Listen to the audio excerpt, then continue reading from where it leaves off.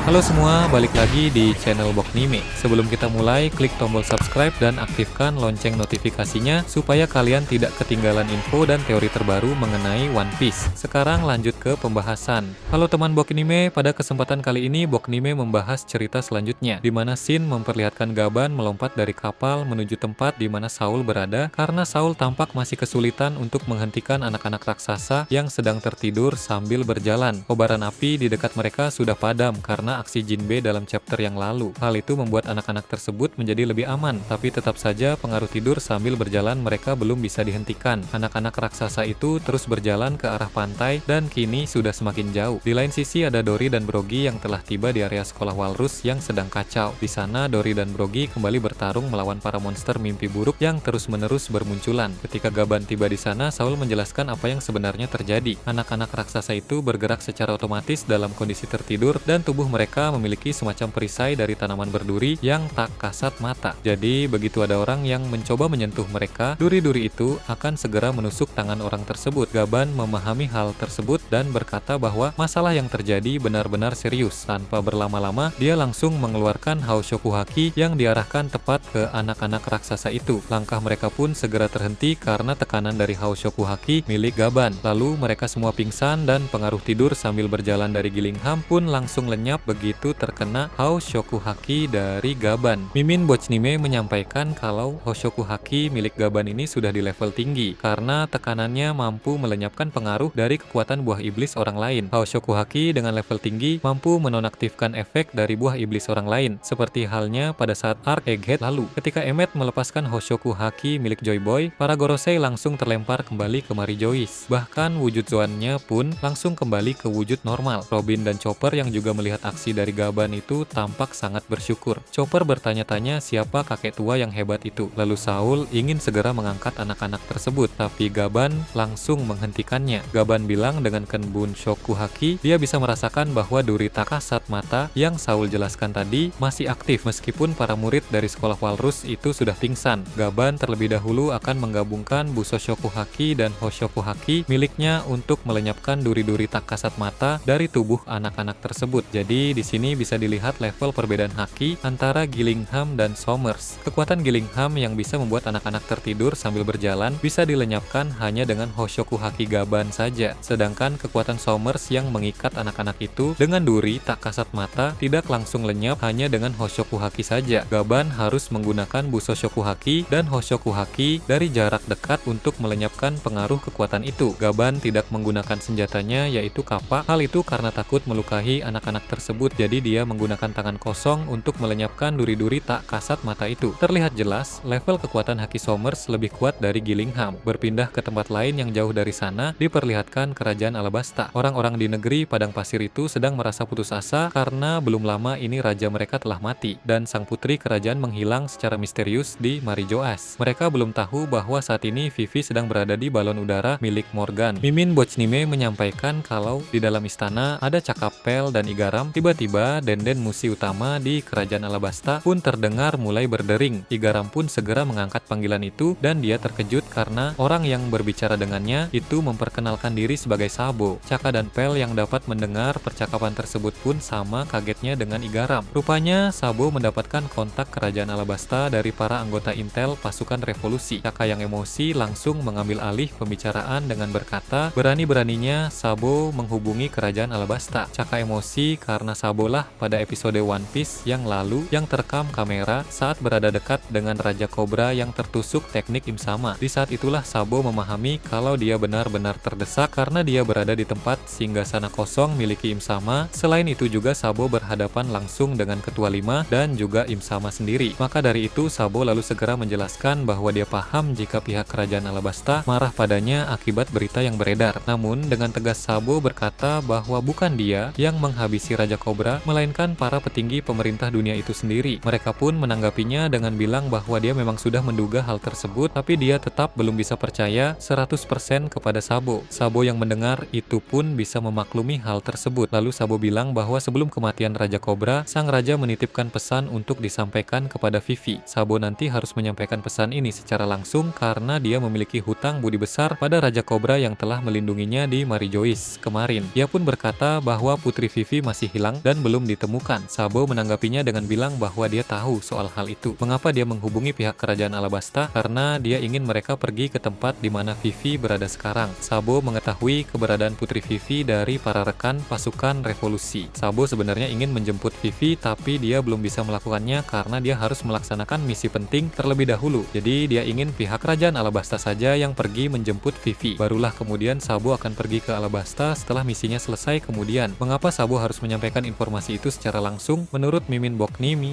hal ini karena bersinggungan langsung dengan sikap Ratu Lili 800 tahun lalu, maka dari itu hal ini tidak boleh sembarangan disampaikan. Igaram dan yang lain tidak suka terlalu banyak cakap dan langsung meminta Saba untuk memberitahukan keberadaan Vivi sekarang. Sabo berkata bahwa Vivi berada di kantor Cornwall Economic milik Morgan. Masalahnya, kantor itu merupakan balon udara yang bergerak setiap saat sehingga tidak mudah untuk dijangkau oleh orang-orang. Namun, Sabo akan memberikan kontak dari para anggota pasukan revolusi yang bisa membantu pihak kerajaan Alabasta menemukan kantor tersebut agar pencarian mereka bisa berlangsung lebih cepat. Setelah itu, cerita kembali memperlihatkan situasi panas yang terjadi di Pulau Hachinosu. Diperlihatkan Ben Beckman telah menuju ke pelabuhan Hachinosu. Dia menghadapi Shiryu dan Barges, dua komandan Titan. Itu pun terkena telak peluru full haki dari Ben Beckman, sehingga sekarang mereka merasa kesakitan. Avalopisaro yang bisa mengendalikan pulau pun langsung menggunakan tangan raksasanya untuk membawa Shiryu dan Barges kembali ke markas tengah agar mereka bisa diobati oleh Dokyu. Namun Ben Beckman tidak tinggal diam dan langsung melancarkan satu serangan tambahan berlapis haki dengan mengarahkan ke tangan dari Avalopisaro yang membawa Shiryu dan Barges. Hal itu menimbulkan ledakan haki yang dahsyat. Alhasil Shiryu dan Barges langsung jatuh karena tangan pulau dari Avalopisaro langsung remuk sekujur tangan yang tertembak. Melihat dari dua orang yaitu Shiryu dan Barges seperti meses yang jatuh dari roti. Menurut Mimin Bochnime, bajak laut Akagami bersama dengan Garp yang sudah lolos dari penjara Pulau Hachinosu sudah siap untuk bekerja sama dan menyerang bajak laut Kurohige. Avalo pun melapor kepada Kurohige bahwa Shiryu dan Barges diserang oleh penyusup. Kurohige bertanya siapa penyusup itu dan Avalo pun menjawab bahwa dia adalah Ben Beckman. Kurohige pun kaget karena dia tahu bahwa Ben Beckman adalah wakil kapten dari bajak laut Akagami dan menurut kabar yang dia dengar, kekuatan Ben Beckman hampir setara dengan Shanks. Van Augur pun langsung melihat keluar dengan menggunakan skop miliknya dan dia pun bilang ternyata benar itu adalah Ben Beckman. Dia sedang terbang di udara menggunakan teknik Geppo. Mimin Bochnime menyampaikan kalau Ben Beckman memang menguasai banyak ilmu bela diri. Salah satunya adalah bela diri Rokushiki, karena itulah dia bisa terbang di udara menggunakan teknik Geppo. Van Augur pun menggunakan skopnya lebih jauh lagi dan dia melihat kapal bajak laut Akagami sedang menuju pelabuhan Hachinosu. Di kapal itu tidak hanya ada Shanks dan kawan-kawan saja, melainkan di sana juga ada Garp, sang pahlawan angkatan laut. Kurohige pun kaget lagi karena Garp yang sudah kabur dari penjara Hachinosu tiba-tiba bekerja sama dengan bajak laut Akagami. Di sini Kurohige terlihat cukup panik. Menurut Mimin Bochnime, Kurohige kewalahan dan ada rasa sedikit minder. Namun si ompong itulah dia, tidak peduli apabila tekad ingin menjadi raja dunia sudah menguasai dirinya. Tidak ada kata mundur sebelum mencoba. Namun kekuatan Yami Yami no Mi milik Kurohige tidak akan berfungsi di hadapan para pengguna haki. Terlebih lagi Shanks, Ben Beckman dan Garp adalah pengguna haki level tinggi sehingga bisa dibilang mereka semua adalah kelemahan alami Kurohige. Kurohige pun berkata kepada komandan untuk mengumpulkan semua pasukan Titan karena mereka akan segera menghadapi musuh yang sangat kuat. Teringat mereka bertiga, Mimin Boknim jadi berpikir kalau Luffy di Elbaf akan memiliki kombinasi Nika dan haki yang tidak ngotak. Lanjut ke bagian lainnya, cerita kembali memperlihatkan Pulau Elbaf. Melanjutkan percakapan di awal tadi, Gaban berbicara dengan Saul mengenai kekacauan yang sedang terjadi saat ini. Saul bertanya, siapa kira-kira para penyusup yang menyebabkan kekacauan di Pulau Elbaf ini? Gaban pun bilang bahwa dari aura kehadiran aneh yang bisa dia rasakan sejak tadi, para penyusup itu adalah kesatria suci. Mereka merupakan tenaga kuat yang hanya bergerak untuk misi-misi tertentu saja. Memang tidak diragukan. Lagi kesatria suci termasuk Tenryubito yang dipertimbangkan Im Sama untuk kestabilan kekuasaannya. Saul lalu bertanya lagi, apa kira-kira tujuan pemerintah dunia sampai mengirim kesatria suci ke Pulau Elbaf? Dia menduga jangan-jangan pemerintah dunia berniat untuk menguasai negeri ini. Gaban bilang bahwa hal tersebut mungkin saja, tapi pasti ada tujuan yang lebih besar dari itu. Selain ingin menguasai Elbaf, pemerintah dunia juga mengincar harta karun misterius yang ada di sana. Soal juga menambahkan bahwa selain untuk menguasai Elbaf, pemerintah dunia juga sudah tahu soal perpustakaan burung hantunya yang menyimpan berbagai literatur penting dari Ohara, sehingga mereka juga pasti berniat untuk menghancurkan tempat itu. Pemerintah dunia juga sudah tahu bahwa bahwa Gaban adalah pria dengan bekas luka bakar sehingga mereka mengincar rod poneglyph yang disimpan oleh Gaban di Pulau Elbaf. Gaban meminta Saul untuk tenang dulu. Seandainya pun mereka mengincar rod poneglyph, Gaban yakin benda itu tidak akan bisa ditemukan dengan mudah karena Gaban sudah menyimpan lot poneglyph itu di tempat yang sangat aman, sama seperti dia menyimpan kapal Oro Jackson. Kemudian cerita memperlihatkan Loki yang telah dibebaskan berkat keputusan dari Luffy. Kini Luffy, Zoro, Sanji, dan Loki pun segera pergi ke dunia matahari untuk mencari para satria suci. Begitu mereka tiba di dunia matahari dengan Kenbun Shokuhaki yang mereka miliki, mereka bisa merasakan kekacauan besar sedang terjadi di area sekolah Walrus. 4 orang itu pun bergegas untuk segera pergi ke sana. Nah, untuk menuju ke sekolah tersebut, mereka tentu harus melewati jalur yang ada di depan Kastil Aurus. Begitu mereka melewati jalan itu, tiba-tiba ada monster raksasa yang berukuran lebih besar dari yang sebelumnya dihadapi Saul dan kawan-kawan muncul di hadapan trio monster dan Loki. Mereka kebingungan seraya berkata, "Ada apa ini? Apakah ini makhluk monster normal Pulau Elbaf?" Namun Loki langsung merespon bahwa itu bukan monster biasa karena monster yang satu ini diketahui berukuran lebih besar daripada monster yang muncul dari ketakutan anak-anak Elbaf. Terlihat monster tersebut terdapat awan hitam yang mengitari tubuhnya, seperti halnya Luffy di mode nikahnya. Diketahui dari Mimin Boknime itu muncul karena Gillingham menggunakan kemampuannya lebih dari tingkat sebelumnya, sehingga menimbulkan guncangan yang dahsyat dan memancarkan haki yang membuat semua orang Elbaf merasakan hawa yang mengerikan. Bagaimana menurut kalian terkait ini?